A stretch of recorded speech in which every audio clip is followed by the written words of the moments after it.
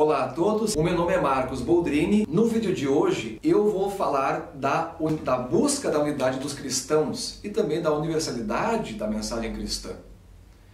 Se nós formos ao Evangelho de João, no primeiro capítulo, até mais ou menos ali o versículo 30, existe uma passagem em que Jesus Cristo faz uma oração ao Pai, em que ele entrega a humanidade a ele e também declara a sua pertença ao Pai e a sua unidade enquanto ser para com o Pai. Quer dizer, Jesus Cristo, nós sabemos, pela nossa fé, ele é Deus, mas é uma pessoa distinta do Pai que também é Deus. Ambos são Deus e formam também um Deus, que é um mistério da Santíssima Trindade, junto também com o Espírito Santo. E nesta oração, Jesus pede ao Pai para que todos sejam um, para que o mundo creia nele e também creia que ele, Jesus, está no Pai. Quer dizer, a unidade cristã de todos os cristãos do mundo, e também podemos alargar de toda a humanidade, é um testemunho, não só da verdade cristã, como também um testemunho para a conversão das pessoas que estão fora do rebanho, ou os que não se dizem cristãos no sentido da palavra mesmo, da vida cristã. E acontece que a divisão entre os cristãos, e aí nós temos hoje no mundo dezenas de milhares de igrejas diferentes, ela é para nós um escândalo, é para a humanidade um escândalo, e escândalo aqui no sentido bíblico. Escândalo é nada mais do que estar contra a palavra anunciada. Jesus pede a unidade completa, e os cristãos brigaram, e às vezes em alguns casos continuam brigando também entre si, como nós vamos ver agora no vídeo de hoje, certo? Portanto, existe um contra-testemunho da palavra original de Jesus Cristo, da unidade de todos, nele e com ele também na unidade com o Pai.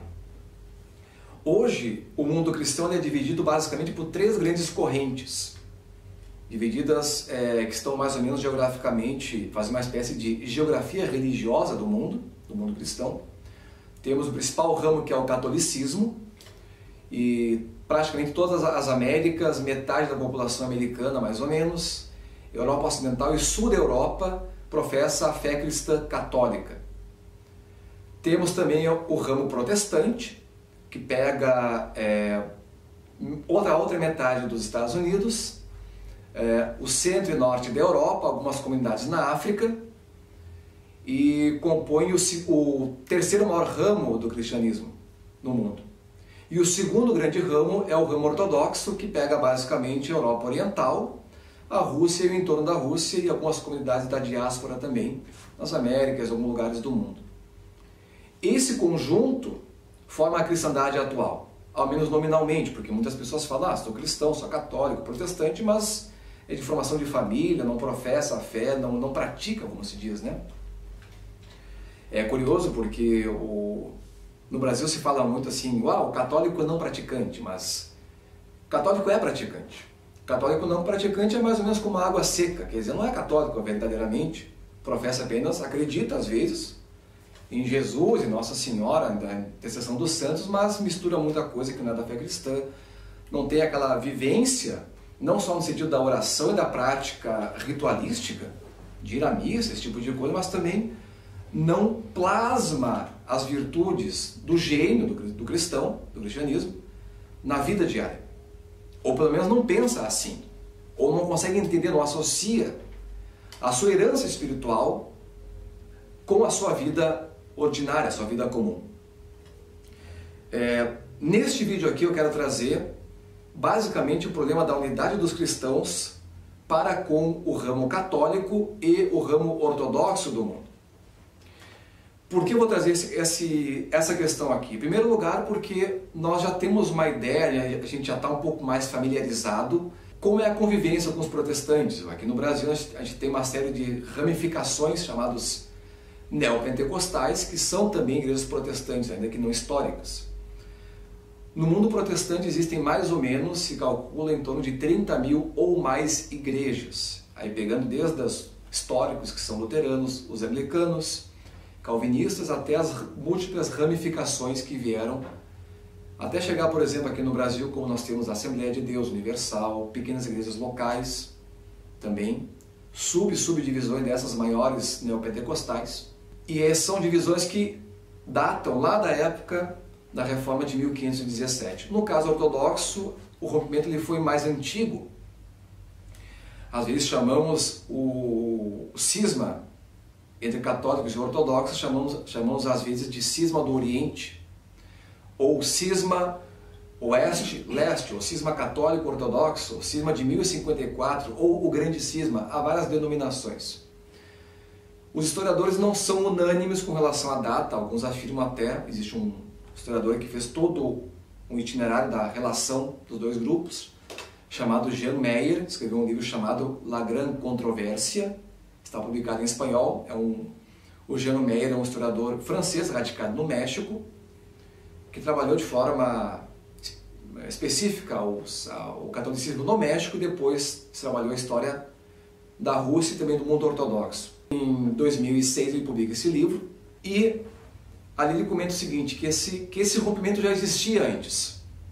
Desde a época ali do meados do século, talvez século VIII aproximadamente. No século IX há um período de 80 anos de rompimento, que é o chamado cisma de Fócio. E depois, em 1054, a excomunhão mútua do Papa e do Patriarca de Constantinopla, que, enfim, seria, de acordo com o Meyer, uma tentativa de reunificação que acabou por ser o rompimento definitivo. Certo? E no mundo ortodoxo, nós não temos a unidade institucional de igrejas. E aqui eu quero deixar claro uma coisa, sempre que eu falar desse tema da unidade dos cristãos. Eu vou utilizar aqui o termo Igreja Católica e Igreja Ortodoxa para definir os dois grupos, no sentido institucional. Por quê? Porque a Igreja Católica, ela de fato é uma igreja unificada. Existe o Papa, é a autoridade maior do mundo, de todo o mundo católico. Mas a própria Igreja Católica não é uma igreja única, no sentido de ser homogênea. Existe um ramo latino, que é o maior de todos, que é, por exemplo, o que temos aqui no Brasil, na grande maioria. Mas a Igreja Católica são mais ou menos, 21 ou 22 igrejas. Temos os melquitas da Síria, mundo árabe, os maronitas no Líbano, os greco-católicos na Ucrânia, também os greco-católicos na Bielorrússia ou Belarus, na República Tcheca e Eslováquia, na Hungria e assim por diante. Quer dizer, esse conjunto todo forma a Igreja Católica, que tem como autoridade única o Santo Padre, que é o Papa. No mundo ortodoxo não existe uma igreja, existem pelo menos 18 ou 19 igrejas independentes, que são chamadas de autocéfalas, e que são lideradas por patriarcas.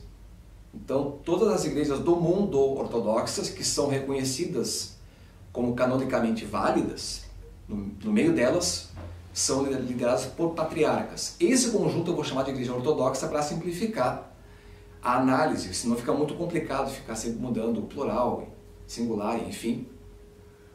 É para facilitar a divisão. A gente também pode falar, por exemplo, de Igreja Católica e Ortodoxia. No leste vamos falar, por exemplo, que Roma na verdade é um patriarcado, ou a Igreja Latina, como às vezes falam também. E, enfim, retornando à questão do cisma, é curioso porque, assim como os anglicanos também são próximos dos católicos, os ortodoxos também são muito parecidos com os católicos em várias coisas, na questão dos princípios fundamentais da fé, mas principalmente na sucessão apostólica, que inclusive os papas, desde o Concílio Vaticano II, reconhecem como legítimo a sucessão apostólica ortodoxa, o batismo, portanto, e também até mesmo a Eucaristia, que em casos específicos o católico poderia comungar no mundo ortodoxo, desde que previamente autorizado por uma orientação, um líder, uma autoridade eclesiástica católica. Então não é o cara chegar numa igreja qualquer e sair comungando, que a coisa não funciona assim. Isso é abuso, seria uma espécie de abuso ecumênico, por assim dizer. Não se faz esse tipo de coisa. A orientação não é essa, de fato. A orientação é buscar apenas uma aproximação e um diálogo. Apesar de toda a proximidade que existe, as feridas são muito profundas, porque, bom, os protestantes enfatizam a palavra de Deus, né? A Bíblia, só a Escritura. A palavra para os protestantes é mais importante do que o magistério e a tradição. Para o católico, se enfatiza muito o magistério como a fonte de ensinamento da Santa Igreja. Mas também se enfatiza a palavra e, claro, também a tradição. Aí, por exemplo, as devoções populares, por exemplo, as devoções aos santos, os santos que ainda não são reconhecidos como, por exemplo, ou que são ditos como santos, né? Como o Padre Cícero, o Padre Royce, né? Acabam, em algum momento, se forem reconhecidos como santos, se eles são integrados no magistério da Igreja como oficialmente reconhecidos, certo? E no mundo ortodoxo se enfatiza a tradição, inclusive a palavra ortodoxo quer dizer reta doutrina. Mas também há um magistério que discute e reconhece mutuamente as 18 ou 19 igrejas autocéfalas, certo? São também chamadas igrejas calcedonianas, que são igrejas que reconhecem os 7 primeiros concílios do mundo cristão lá no primeiro milênio ainda. E desde então, nenhum novo concílio ecumênico, ou seja, de todos os cristãos, foi realizado para decidir qualquer tema em relação ao mundo ortodoxo. Bom, falando aqui da questão da unidade, das divisões entre os cristãos, e eu estava entrando na seara da questão da divisão que há entre a Igreja Católica e a Ortodoxa, algumas coisas que podem nos servir como reflexão e também para meditação. Porque é o seguinte, aqui no Brasil nós vivemos nominalmente aí com 2/3 da população como católica e temos diversos grupos chamados neopentecostais, também grupos, enfim, às vezes as pessoas fazem esse sincretismo religioso, o sujeito é católico, diz que ele é Allan Kardec, pratica um pouco da Umbanda, acredita na intercessão, sei lá, dos mortos, enfim. A questão de não entrar no julgamento da crença alheia ou mesmo de tradições inteiras que são alheias à nossa tradição. Por que eu estou dizendo isso daqui? O próprio catecismo da Igreja afirma o seguinte: as pessoas de outras comunidades religiosas, e aqui pode ser alargado tanto na comunidade de grupos que separados como os protestantes ou os ortodoxos, como também de outras crenças, ou mesmo pessoas que não têm nenhuma crença, essas pessoas não podem ser acusadas do pecado da separação. E claro, aí nesse caso aqui o catecismo fala especificamente dos demais grupos cristãos. O sujeito que nasceu lá na Noruega, lá nos confins da Sibéria, e não tem um contato com a vivência do catolicismo, e aqui a perspectiva do catecismo, né? Essa pessoa ela não é culpada pelo chamado pecado da separação, como nomeia o catecismo, porque ela não foi a formuladora e aquela que, conhecendo a revelação, seja porque não a aceitou, seja porque por outras razões secundárias, resolveu romper com a Igreja Católica, simplesmente adotou um outro caminho, certo? E as pessoas hoje, muitas vezes, até mesmo pelo chamado benefício da ignorância, não conhecem, seja uma tradição que eu, como católico, considero a verdadeira, ou pelo menos a que seria a melhor, né? Afinal de contas, ter uma religião é chancelá-la como a melhor para si. Afinal de contas, por que eu seria então católico se eu acharia, sei lá, o budismo melhor? Enfim, não faria sentido, eu seria budista, portanto. Né? E a pessoa também de outras comunidades não conhecem toda a barafunda e a confusão e a discussão teológica que tem por trás dessas divisões.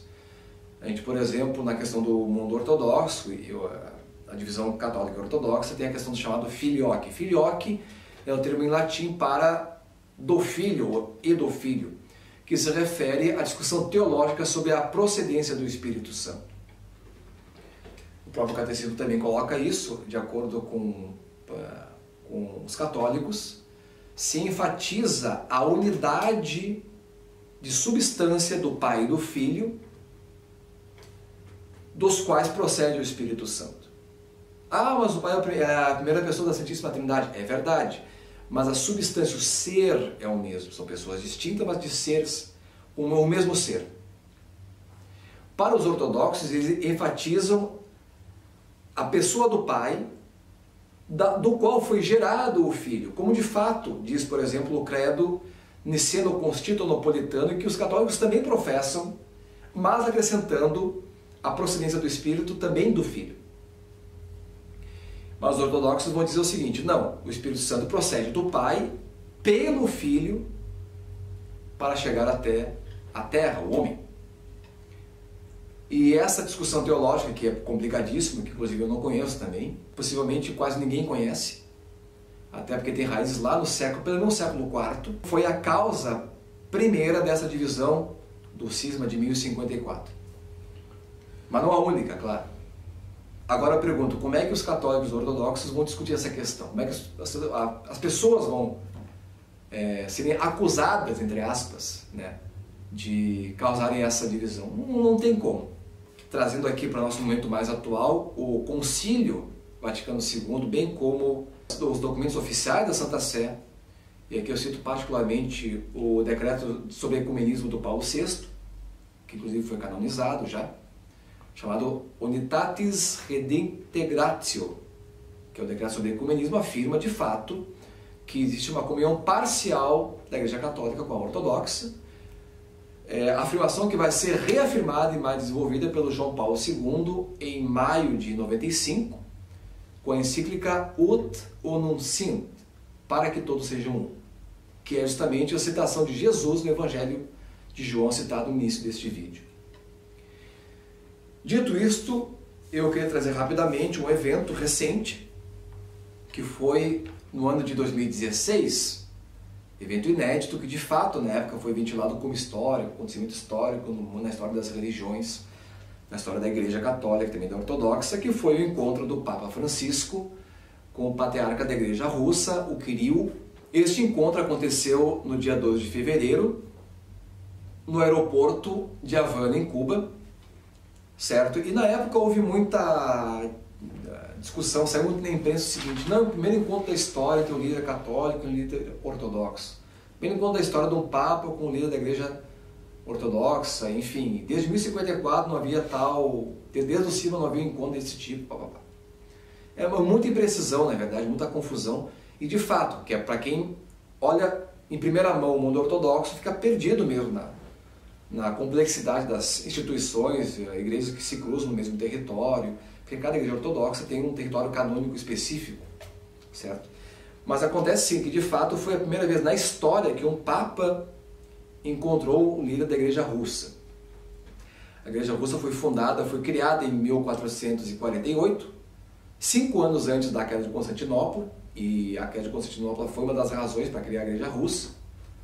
Eles conseguiram fazer uma negociação na época, a chamada Moscóvia, na época, negociou com Constantinopla uma independência, e em 1558, se não estou enganado, 53, essa igreja foi levada à patriarcado e se tornou independente. E desde então nunca havia havido um encontro entre um patriarca, um líder, com o Papa. É aquela questão, né? A ideia sempre é buscar um diálogo e tentar fazer uma aproximação que é para quem sabe no futuro haver uma unidade entre os dois grupos. E alguém pode perguntar assim: mas por que Cuba? Na época se falava muito o seguinte: não, é território neutro. Não é território neutro. De fato não é.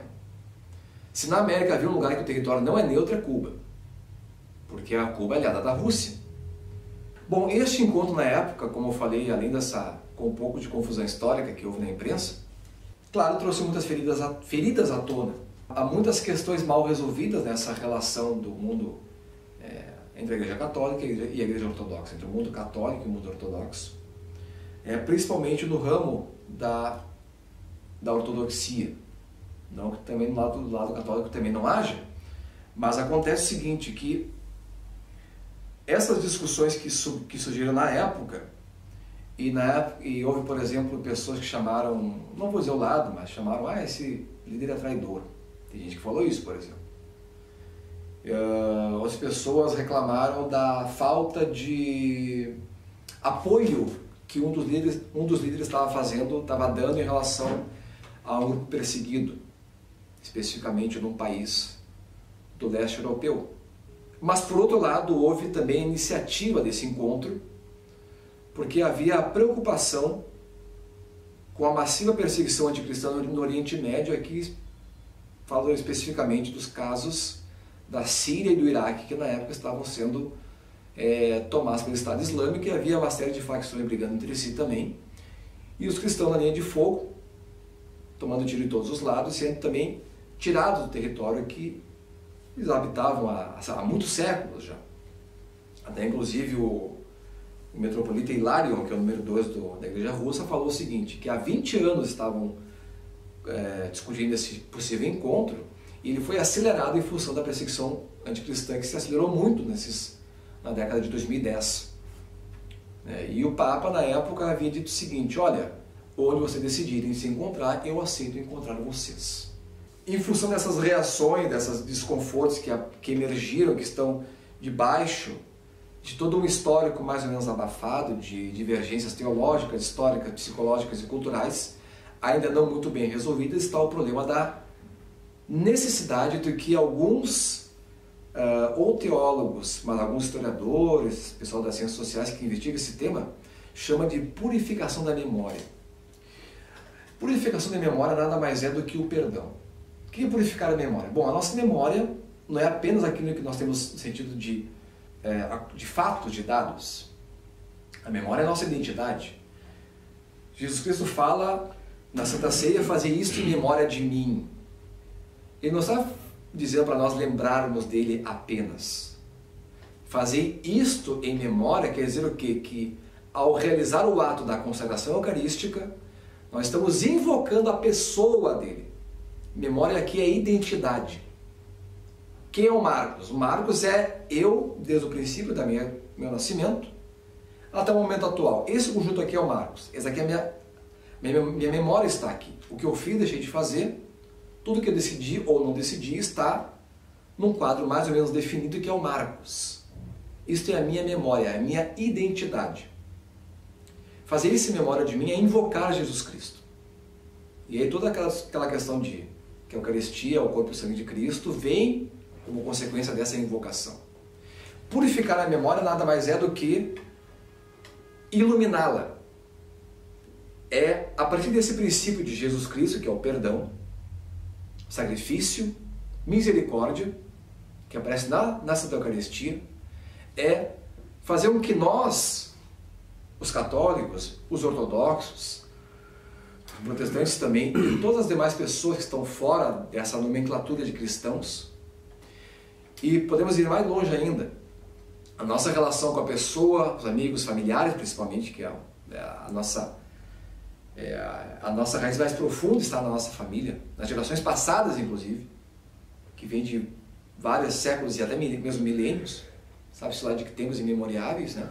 Purificar a memória é iluminar esse passado, trazer à tona o que está certo, o que está errado, à luz da palavra de Deus, e pelo ato de contrição interior e perdão, dissolver e deixar para o esquecimento da história aquilo que está errado, aquilo que é ferida e rancor e ódio. E esquecimento da história não é apagar da memória, no sentido do dado, como se apaga um software do computador. Não. É tornar uma memória viva ao mesmo tempo que ela está morta. É saber que ela está lá dentro ao mesmo tempo que, a lembrarmos dela, ela não nos evoca qualquer sentimento negativo em relação ao fato e à pessoa vinculada ao fato. Então, purificação da memória, que aparece nesse esforço do Francisco e do Kirill, e aqui eu não vou partir do pressuposto que o Francisco está...